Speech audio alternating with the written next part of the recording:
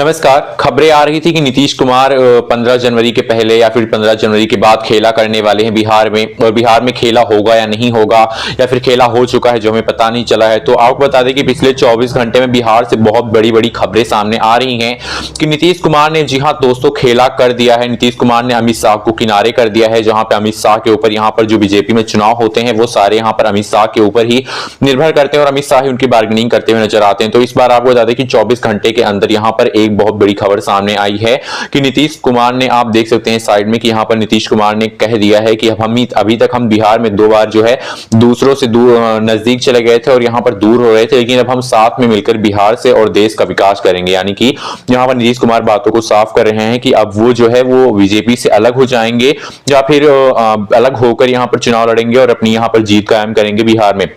आपको बताते चले कि इसी के साथ साथ अब यहाँ पर एक बहुत बड़ी खबर ये भी आ रही है कि जब यहाँ पर मनमोहन सिंह के निधन पर दिल्ली गए हुए थे यही नीतीश कुमार जी, तब यहाँ पर उनसे बीजेपी के नेता जो थे उनका मिलना नहीं हुआ। उन्होंने पीएम से यानी कि नरेंद्र मोदी जी से और यहाँ पर अमित शाह जी से मिलने की भी सोची, लेकिन उनकी यहाँ पर मुलाकात नहीं हो पाई। और आपको बता दें कि इसी के साथ साथ यहाँ पर नीतीश कुमार जी वहां पर 24 घंटे से वापस आ गए थे और उसके बाद उन्होंने यहाँ पर किसी से बात भी नहीं की। और जहां तक ये भी अटकलें लगाई जा रही हैं कि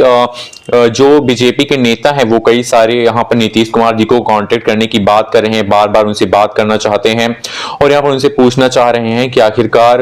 क्या बात है। आप मतलब कि उनको अब डर सताने लगा इस चीज को लेकर कि नीतीश कुमार जी जो बीजेपी से अलग ना हो जाए, क्योंकि यहाँ पर बीजेपी जो है वो भी चाहती है कि अब किसी न किसी तरह करके वो यहाँ पर नीतीश कुमार को ज्यादा सीटों पर खड़ी ना करे चुनाव में और यहाँ पर ज्यादा सीटें खुद रखे। लेकिन दूसरी तरफ नीतीश कुमार जी जो है उनको 130 सीटों तक चाहिए, यहाँ पर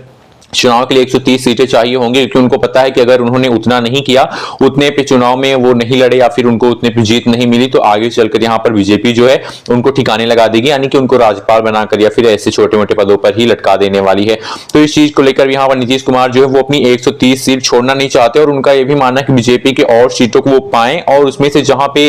और नेता हैं, जिसमें से आप देख सकते हैं कि चिराग पासवान जी को हम ले सकते हैं, तो चिराग पासवान भी यहाँ पर उनको भी सीटें चाहिए होंगी लड़ने के लिए चुनाव। तो यहाँ पर उन सीटों पे चिराग पासवान को जहां पर मोदी सोचेंगे कि उनको नीतीश कुमार जी की जो सीटें हैं उन पे खड़ा किया जाए, तो ऐसा बिल्कुल नहीं है। यहाँ पर नीतीश कुमार जी अपनी सीटों को तो यहाँ पर वो मतलब कि रखने ही वाले हैं। उसके साथ साथ वो चाहते हैं कि जो बीजेपी की ही सीटें हैं उनमें यहाँ पर जो चिराग पासवान जी है वो उन पे खड़े हो जाए चुनाव में। तो ऐसी यहाँ पर बड़ी बड़ी खबरें सामने आ रही है। लेकिन आपको बता दें कि यहाँ पर नरेंद्र मोदी जी को, क्योंकि और सारे नेता जो हैं वो बात करने की कोशिशें कर रहे हैं, ऐसी खबर आ रही है। और यहाँ पर अभी ये यूट्यूब पे ही नहीं बल्कि यहाँ पर बड़े बड़े मीडिया हाउस टीवी पर ये कवर किया जा रहा है कि नीतीश और मोदी यानी कि बीजेपी के बीच में कुछ होने वाला है, जिसको आप कह सकते हैं कि खेला होगा। इतना बड़ा यहाँ पर इतना बड़ा ये सेंटेंस जो है फैल रहा है। तो इसी चीज को लेकर यहाँ पर खबरें सामने आ रही थी। और आपको बताते चलें कि इसके साथ मोदी जी को चाहिए कि वो नीतीश जी से बात करें चुनाव को लेकर, क्योंकि यहाँ पर जो नीतीश वो मोदी जी बात करेंगे तभी हो सकता है वो बात को समझेंगे। और मुझे नहीं लगता है कि इतनी जल्दी वो समझने वाले भी हैं, क्योंकि यहाँ पर अमित शाह ने संसद में ऐसा करके उनके लिए या फिर अपनी पार्टी के लिए और पूरी इनके गठबंधन के लिए एक तरह से गड्ढा खोद दिया, क्योंकि यहाँ पर जो दलित समाज है उनकी संख्या बिहार में ज्यादा देखी जा सकती है। और यहाँ पर दलित समाज को संभालने के लिए जो अमित शाह ने ऐसे शब्द कह दिए हैं उसको लेकर यहाँ पर कुछ खराब बातें भी हो सकती हैं और चुनाव में इसका बहुत ही भद्दा असर पड़ सकता है। तो आपको बता दें कि इसी के साथ साथ मोदी जी चाहेंगे